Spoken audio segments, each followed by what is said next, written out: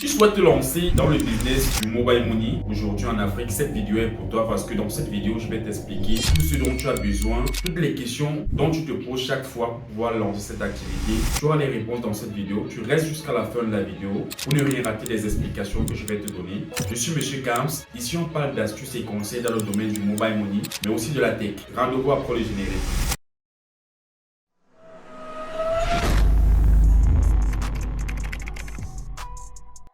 Je me fais 5000 francs par jour avec le business du mobile money et tout cela avec un seul point de vente, c'est-à-dire un seul opérateur qui est Orange. Il y a aussi MTN. Naturellement, il y a des personnes qui peuvent faire les deux réseaux et vous pouvez donc imaginer combien est-ce que ces personnes peuvent normalement se faire en termes de chiffre d'affaires, en termes d'argent. Et tout cela, je vais t'expliquer ça pour te permettre de te lancer dans cette activité que je trouve assez intéressante et que je vais partager avec toi. Je vais te partager toutes les stratégies que je mets en place à faire ce montant-là. Avec plus de 30% de la population exclue du système bancaire, on va tout simplement dire que le mobile money aujourd'hui a le vent en poupe. Beaucoup de personnes aimeraient se lancer dans cette activité. Sur la chaîne, il est question de vous faciliter les choses, de vous apporter les informations dont vous avez besoin. Et je vais structurer cette vidéo en deux parties. La première partie va vous expliquer exactement ce dont vous avez besoin pour pouvoir acquérir une SIM commerciale et aussi combien est-ce que vous gagnez lorsque vous faites les transactions parce qu'il est question de savoir combien vous gagnez avant de vous lancer. C'est très important. Dans la première partie, c'est de ça que nous allons parler. Et la seconde partie va vous expliquer toutes les stratégies à mettre en place pour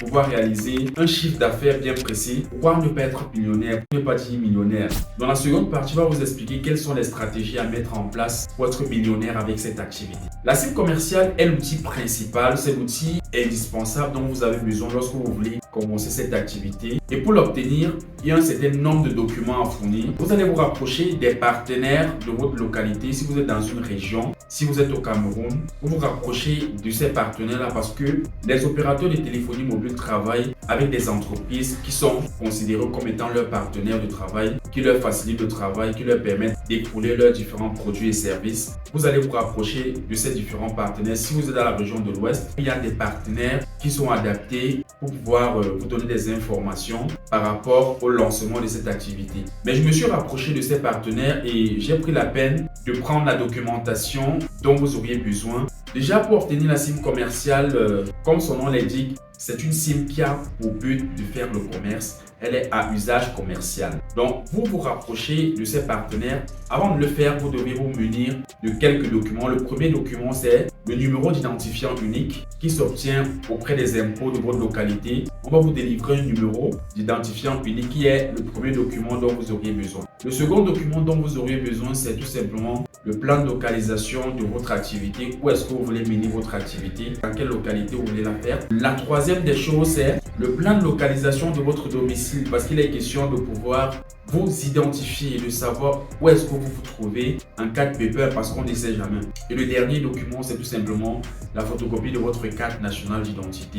Et après avoir obtenu ces différents documents-là, vous êtes déjà prêt avec votre document à pouvoir le déposer et vous allez patienter. Généralement, en fonction des opérateurs, ça peut être 24 heures, comme ça peut aller jusqu'à 2 semaines chez d'autres opérateurs de téléphonie. Donc, dès que vous avez obtenu votre SIM commerciale, qui est la première étape de l'activité, il est question de vous lancer. Et pour vous lancer, vous avez besoin d'avoir un certain nombre d'informations en ce qui concerne les transactions.